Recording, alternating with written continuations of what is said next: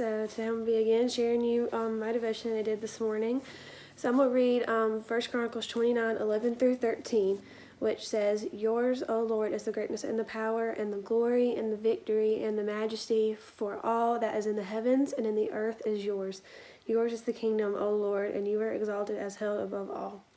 Both riches and honor come from you, and your rule over all. In your hand are power and might, and in your hand it is to make great and to give strength to all.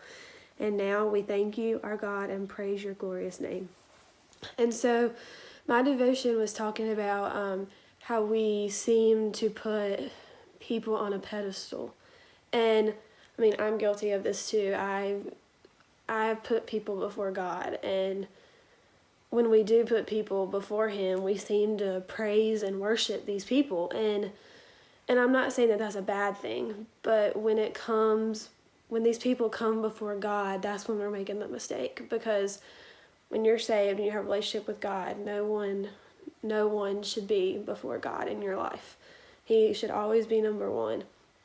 And I feel like sometimes we forget that, because sometimes, like, when you pray and like when you're constantly in prayer for somebody, as an example, and you don't hear from God, and you expect this immediate answer from the first time you pray, and it just seems like God's not there.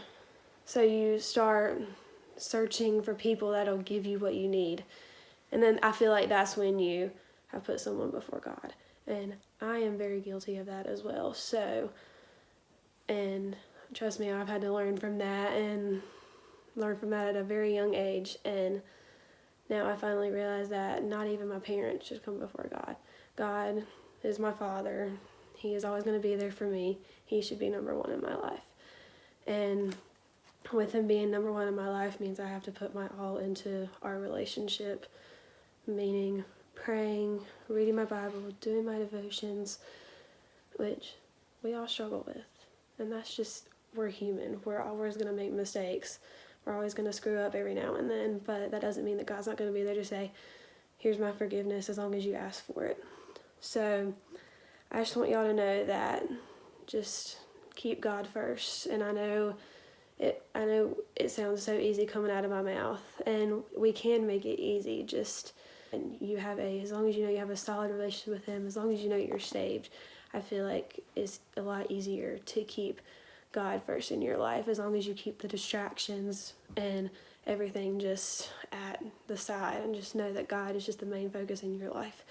And for me, there's a song that recently came out by Elevation, and it's called "There Is a King." And this song is like, holy moly, I've listened to it so many times, just because the message to me in that song is just so deep and so meaningful for me, and it has helped me actually with this part of my life. And the part that goes with this devotion to me is the chorus, where it says, "Every burden will be lifted in his presence. Every trophy will be laid down at his feet. Yours is the name that reigns above all others, Jesus Christ, the King above all kings." And that's just, to me, that's just a whole synopsis of this devotion, is that you will always be there for us. We can come to you for anything. We can pray to you. We can just talk to you like you're just a normal person sitting here with us in the room. But you are the only one that your name should be praised above everyone else on this earth, because we can never, ever match up to what God has for us in our life. And we just need to know that he is first in our life, and that he's the one, as I said, he's the one that deserves all the praise and all the glory and all the worship from us.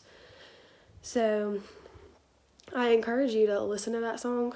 To me, that's what's helped me, honestly, to get me through my day, and to just keep that reminder in my mind that God is there. He's number one. He's ruler of all, and he is the only one that deserves our worship and praise. So I hope this helps you a little bit today. I hope this encourages you, and I love y'all a whole bunch, and I miss you.